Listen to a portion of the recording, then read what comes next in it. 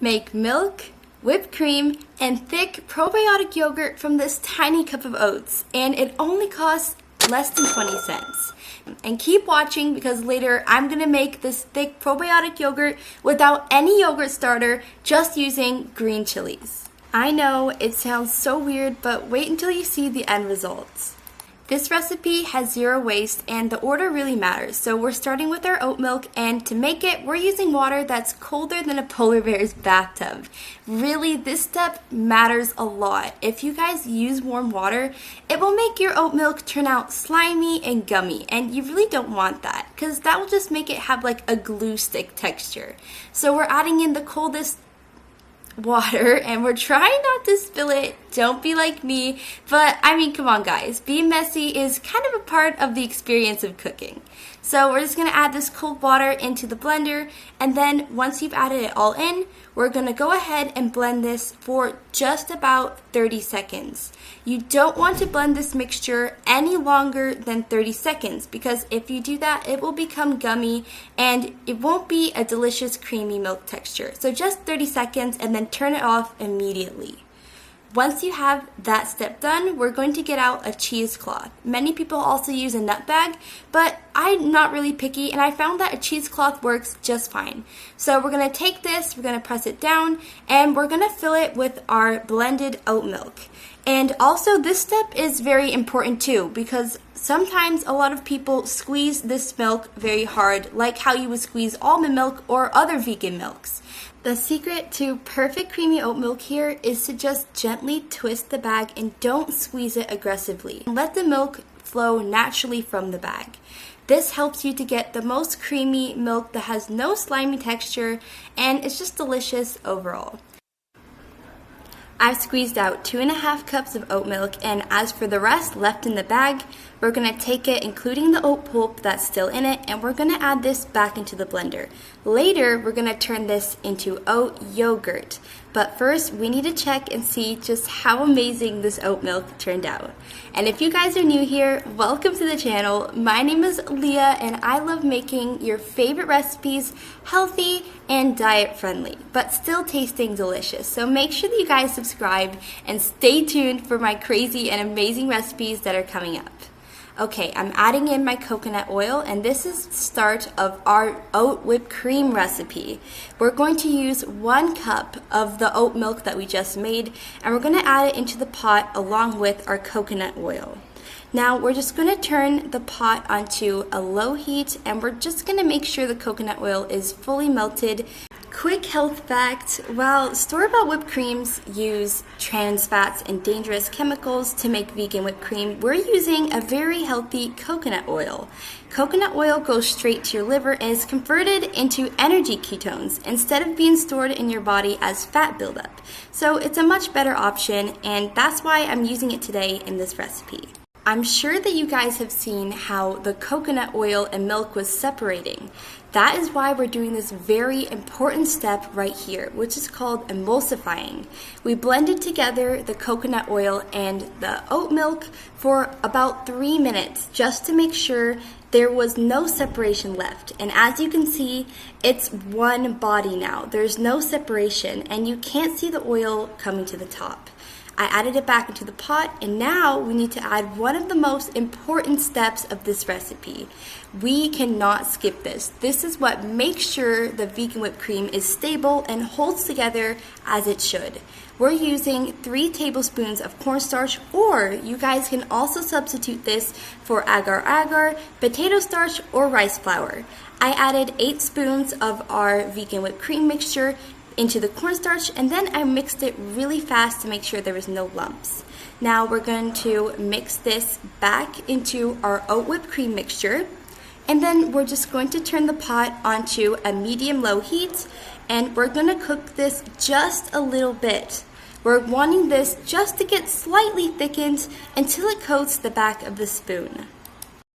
And guys, I'm curious, are you watching this because you guys are vegan and looking for vegan recipe alternatives, or are you watching this because you want a budget-friendly recipe? Comment below and let me know. I really like to hear from you guys. Our oat whipped cream has cooled to room temperature. Now we're going to add this into a metal bowl full of ice cold water or ice. And just like normal whipped cream, we're going to get a hand whisk and we're going to beat this up until it's light, fluffy, and super airy. But with this whipped cream, it requires one more special step. While we're whisking it, we need to make sure that we're watching it carefully, because when it gets just slightly thickened, as you can see right here, this is when we're going to take the bowl out of the ice cold water. And we don't want to over whip it, otherwise it can curdle. Right now, this is the perfect consistency and texture for our oat whipped cream. And I'm going to do a swirl and a few other designs so that you guys can see how it works for yourself in case if you want to do piping with it. Now I'm just doing a quick little swirl here. And yeah, that's about it. After we make our whipped cream, we're going to go ahead and make our oat yogurt. I don't know why I'm dropping stuff a lot today. I'm sorry, I promise it was not on purpose. Moving on, we're gonna go back to that previous oat milk that we saved from the cheesecloth that we put into the blender, and I'm gonna add in half a cup of cold water. We're gonna blend this until nice and smooth for about 1 minute. Then we're going to get out a pot and we're gonna add half of the mixture in, and I'll tell you why later. And we're just going to cook this on medium heat, and we're going to stir this constantly. Make sure that you guys do that. This is really important, otherwise it'll stick to the sides and to the bottom of the pot.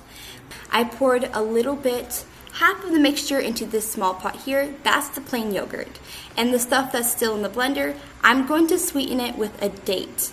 I'm using about 2 dates. You can use as many as you like, and we're just going to blend this into the oat milk. This is totally optional, and you can just do that if you want sweetened yogurt. Now we're going to cook it just until it's thickened, and I don't want mine too thick, so I'm just thickening it until I get this consistency right here. I'm just going to let this cool down until it reaches about 110 degrees, because if it's any hotter, our chili technique won't work. So make sure that you let it cool down.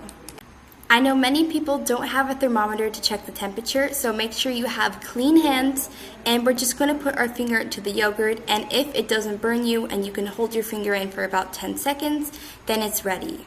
But guys, we all know that yogurt is not yogurt without the probiotics. So we're going to pour our sweetened yogurt into this container here, and we're going to do the same for our plain yogurt. We're going to put both into a glass container, and then we're going to get ready to add in the chili. And the way that we do this matters. We're not blending the chili and adding it into the oat milk. We're only using a specific part of the chili. Make sure that they're washed and that they're completely clean for this step here. Now, I'm taking only the chili stems. We're doing an old trick that people used to do to thicken yogurt naturally, using green chili stems and the green chili itself. On the surface of the green chili and in the green chili stems, there is lactic acid bacteria. This is a natural bacteria that is used to ferment yogurt. The way to do this is to take the chili stems and place them into the yogurt. The bacteria present on the chili will eat the oat carbs and the sugar present in the oat milk and turn it into yogurt. Now, if you guys want, you can stop right here, or you can continue by cutting just a few small slits in the whole chili here, and we're just going to place it on the surface of the yogurt. After this, we're going to get a piece of plastic wrap or a cover, and we're just going to let this sit at room temperature or in a warm place for up to 8 hours or overnight. And we're going to let this do its magic, and we're going to check on it when it's done. I'm also going to show you guys one more technique in case if you guys don't really fancy this chili method. A lot of people actually do it this way, which is where you take a vegan store-bought yogurt. This is going to be our starter. You're just going to need about 1 spoon, and we're going to add this into our oat yogurt that we made. Once you have this mixed together, we're just going to let it sit in a room place for about 8 to 9 hours, the same way that we're letting our chili starter sit. For this, you can get a store-bought vegan oat yogurt, or you can use almond yogurt or cashew curd. And inshallah, I'm going to be having videos on how to make all these kinds of yogurts coming up soon, so stay tuned for that. So our yogurt has been sitting overnight, and here's what it looks like. It's pretty thick, and we're just going to go ahead and remove the chilies from the top of it. Once you remove the chilies, you can go ahead and put this in the fridge and just let it sit there for about 9 hours, and then you can eat it as normal. And that's it for today's video. If you guys enjoyed, make sure that you like and subscribe, and comment down below what video that you guys would like us to do next time. Thank you so much for watching, and I'll see you guys in the next video.